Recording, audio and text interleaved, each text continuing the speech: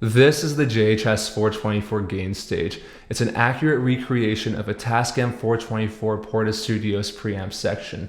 And in my opinion, this pedal is great for both musicians and producers. Today I'm going to write 3 songs that showcase various different ways that you can use this pedal with different instruments and effects. But first, let me give you a brief history of the Tascam Porta Studio. In 1979, Tascam released the TAC 144, the predecessor to the Porta Studio series. This piece of gear and the Porta Studio series allowed everyone the access of multi-track recording from the comfort of their own home. Musicians suddenly didn't have to go to a recording studio to get multi-track recording. They could do it on their couch, in the living room, in their bedroom, wherever. It basically kickstarted the home recording revolution that we have now. Countless artists have recorded and released music recorded on different iterations of the Porta Studio. The most notable and the first major artist to do so was Bruce Springsteen with his album Nebraska. Other artists who've used Porta Studios include Wu-Tang Clan on Enter the Wu-Tang 36 Chambers and Mac DeMarco on Rock and Roll Nightclub. Though albums were recorded on Tascam Porta Studios, no one would say that they sounded quite like $1 million studio. Obviously, these units, especially the earlier ones, had a raw sound to them that as technology improved and higher fidelity sounds became more and more attainable at home, these units eventually became obsolete. As these units aged out and became more obsolete, they became cheaper in price, which meant more modern musicians actually started using them and experimenting with them, with the most notable being McGee. Now McGee is basically the whole reason we're having this 424 revival. He uses one as his main overdrive sound in the studio and live, and honestly it's a pretty crazy sound he got, and I think he really opened a lot of people's eyes and ears to this sound and made everyone realize that this old unit had a really cool lo-fi kind of raw sound that worked really well and was surprisingly versatile within modern music. And then this naturally led the prices of old Porta Studios to go way up, and that's where the JHS 424 comes in. It gives you that sound of the Tascam 424 Porta Studio. It uses some of the original parts as well, and it's in a pedal enclosure, so you can actually put it on your pedal board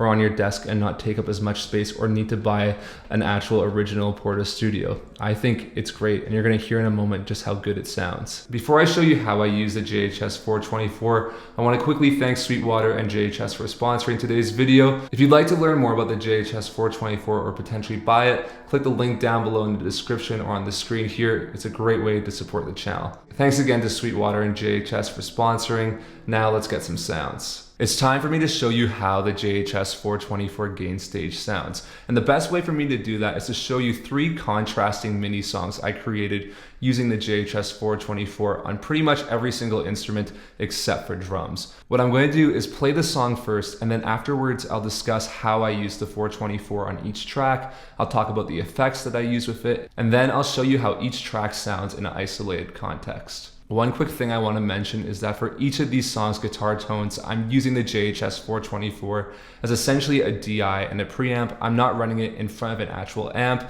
I'm going to explain how you can do that in the next section after these 3 songs. But alright, let's listen to the first song.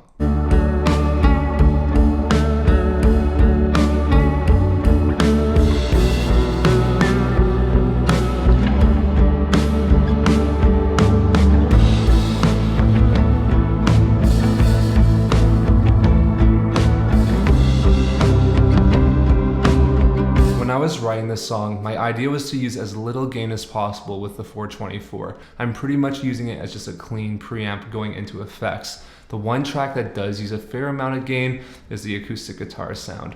For that sound, I wanted it to stand out a little bit more in the mix, so I used gain as a saturation tool just so it would give it a little bit of beef in the mix. And basically what I did was I added a little bit of gain, but I also used the onboard EQ to roll off some high end and cut some of the lows just so it would sound nice and soft and less bassy. I also added a vibrato from the Line 6 HX1 just to help this part stand out a bit more in the mix, and I also used a reverb from my Walrus Audio Slow just to add a bit more depth to this sound. And for both of those effects, I ran them after the 424. This basically allowed them to sound a bit cleaner as they weren't being colored by the 424. It's basically the equivalent of using an effects loop on an amp or running a plugin after an amp simulator in a DAW.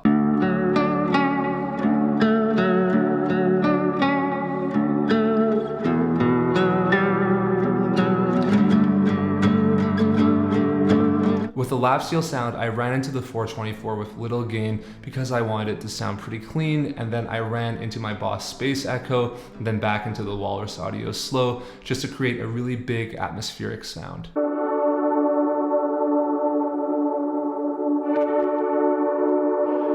Lastly, for the bass 6 sound, I used a little bit of gain just because I wanted a little bit of saturation just to help it cut through a little bit more in the mix. I also boosted the low end a bit more to make it a little bit more warm and well-rounded, and I cut out a little bit of the highs, but I didn't cut a ridiculous amount.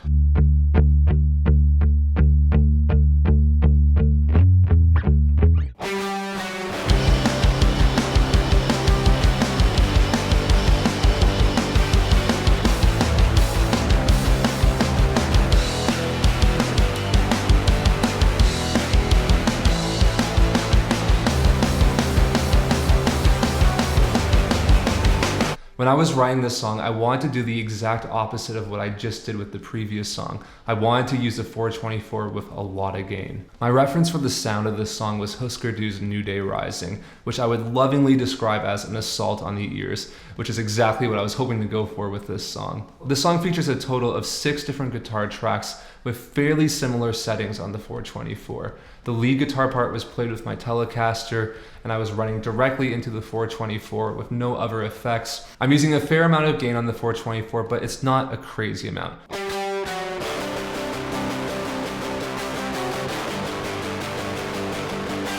The other lead guitar part I played on this song was on my baritone guitar. It's pretty similar, it's just an octave lower, and I used pretty similar settings as well on the 424, though I actually did add a little bit more high end to it because my baritone guitar has really dull sounding pickups.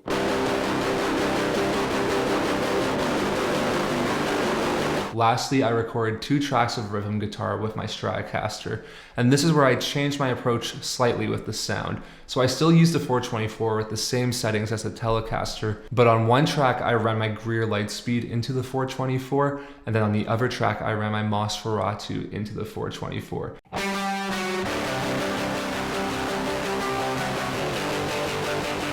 For the bass sound, I ran directly into the 424 without any other pedals. I ran quite a bit of gain on this sound just so it would match the energy of the electric guitars. I did cut quite a bit of high end on this one and boosted quite a bit of low end just because I didn't want the bass to sound very abrasive or sharp in the high end. I wanted it to be more low and low mid focused.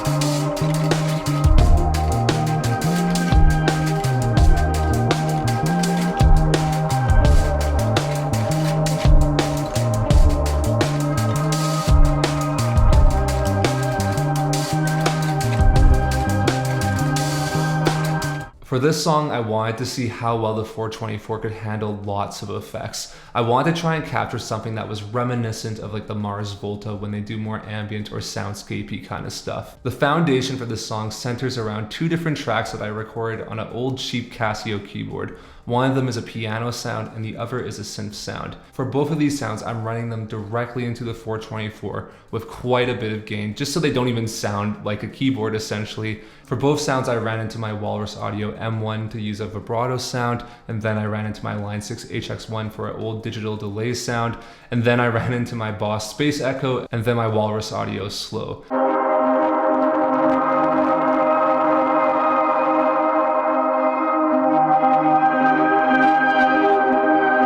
I then recorded some chords with my bass 6. I used a mild amount of gain, not a crazy amount, but it definitely created kind of a spongy sound.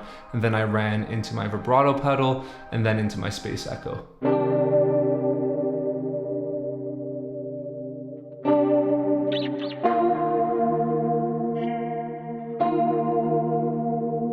After this, I recorded an actual bass part with my bass 6. Basically, I kept the gain similar to what I had at previously with my other bass 6 sound, but I absolutely cranked the low end and cut a lot of the high end. And I created this really warm and just rich sounding bass sound that I just love.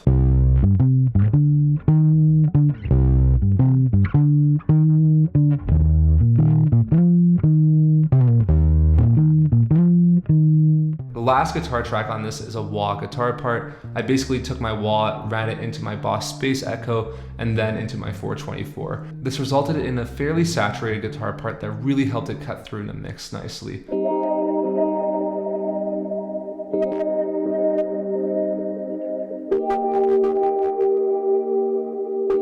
So I've discussed how the JHS 424 works as a preamp and a DI, but I haven't discussed how this pedal works as an actual guitar pedal running into an amp. And honestly, this is maybe what blew me away the most with this pedal. I didn't really know what to expect using it in front of an amp, and what I found out is that this pedal is super versatile. It works great as a boost, an overdrive, a distortion, and a fuzz. I'm going to show you 3 of my favorite sounds with this pedal. One's going to be more of a boost sound, the other's going to be an overdrive sound, and the other's going to be more of a fuzz-inspired sound. For each sound, I'll be running directly into my quad Cortex. I'll be using a capture of my Mesa Boogie Fillmore 50, and I'll be running another amp model of a matchless amp that's kind of inspired by a Vox AC30.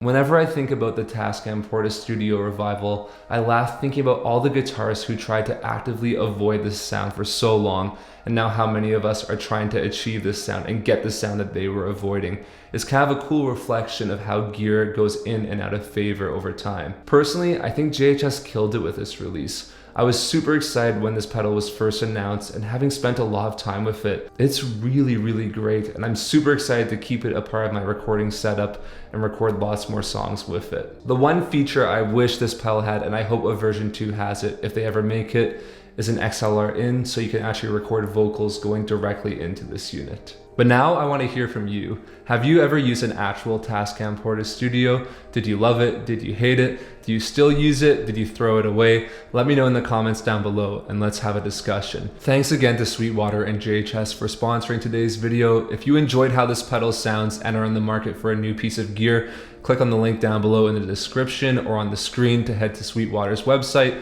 If you do decide to buy something using my link, I do receive a small commission on the sale. It's a great way to support the channel if you're in the market for some new gear. Thank you so much for watching today's video. I appreciate every single one of you who watches my videos. If you enjoyed it, please consider liking it, commenting on it, hyping it, and subscribing to the channel if you haven't already. And if you want more Cole G content, head over to my Instagram page at coleg.music. I'm Cole. I hope you have an awesome day, and I'll see you in the next one.